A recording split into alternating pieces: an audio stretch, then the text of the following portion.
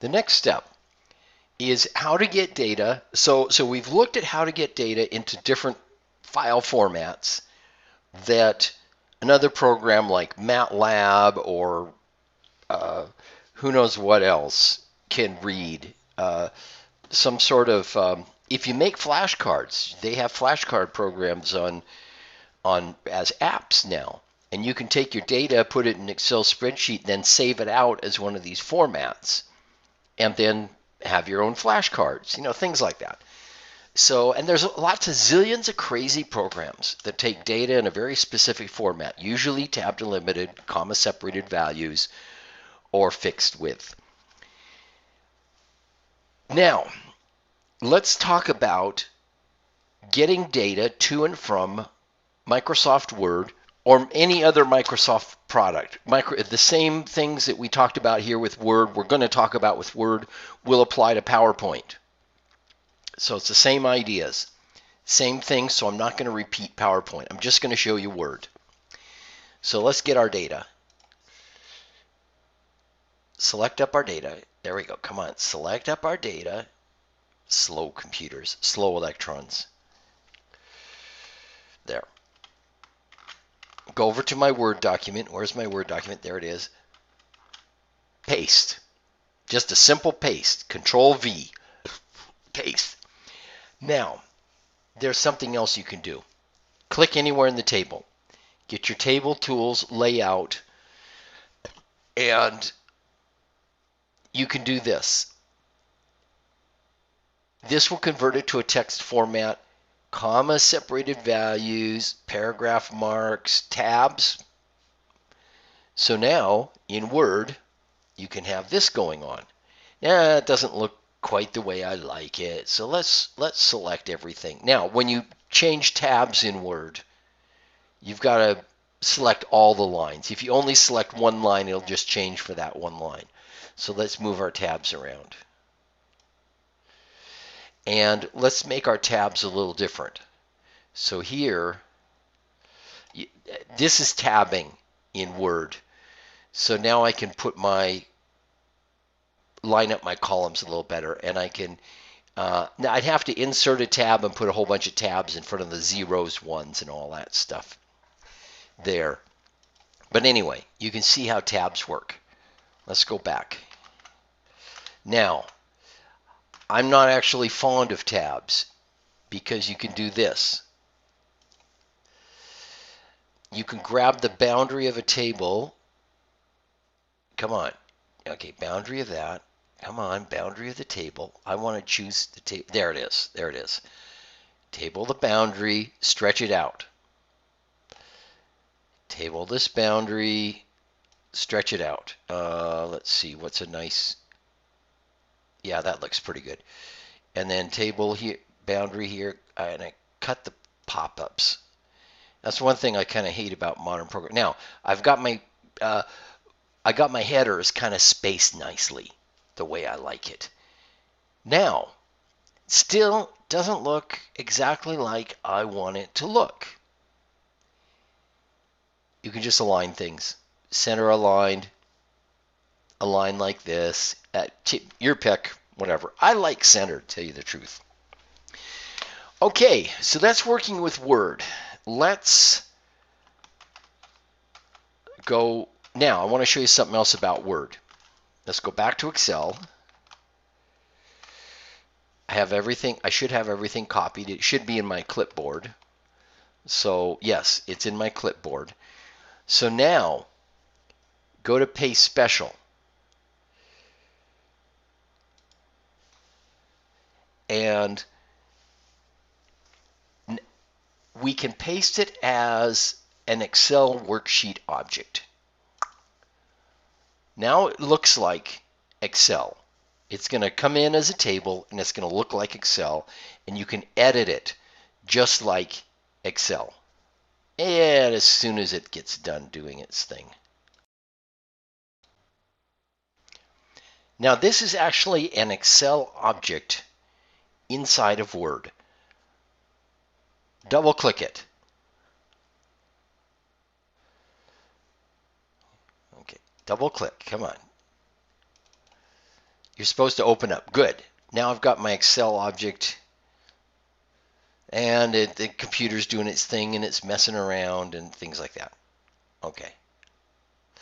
You can move it where you want. You can expand it. So there. Now you've got all these Excel tools, just like we had before. I can click there. I can select the table. I can select all my data. Oh, let's just do Control A. Oh, come on. Click. Select. There. I've selected my table. Now, of course, in Excel, we can align. There's our alignment tools. We can do that, and we can auto fit. Why isn't it changing?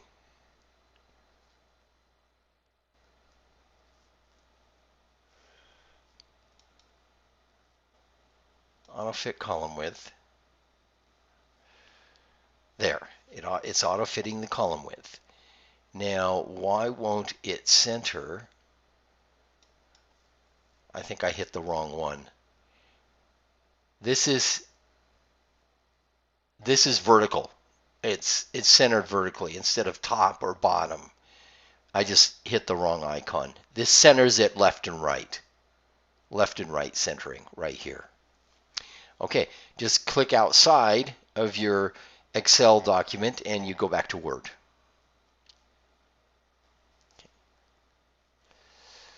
So you can play with it just like it's Excel. Now I'm going to do something a little different.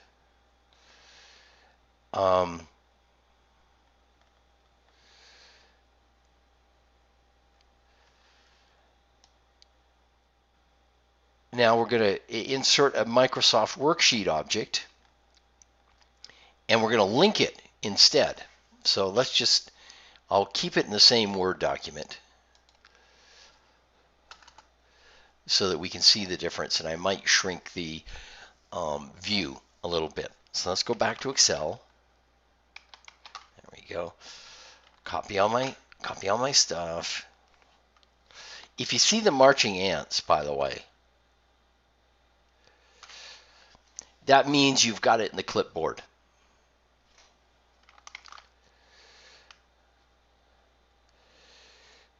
There's my document. This time I'm going to paste special.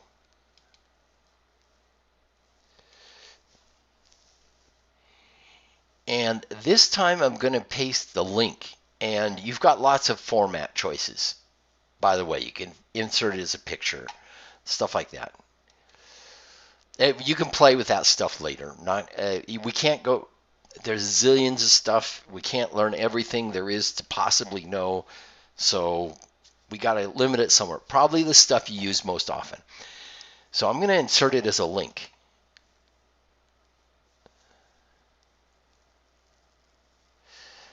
And I'm going to go ahead and expand it out. They're about the same width. Nice and big. So we can tell the difference. Let's change this data. Now it'll change when I change the data. It'll actually change it in Excel. Let's go negative 9999999. I just want to make sure that it gets there. Come on. There, it entered. Let's go back to Word. This changed. They're linked.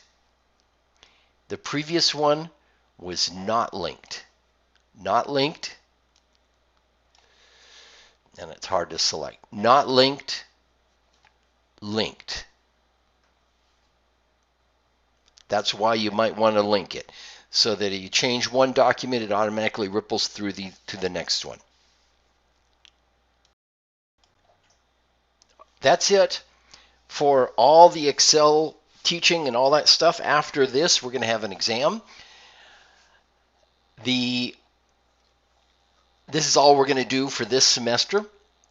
In the book, though, you might want to take a look at other things. Chapter 10 is converting units.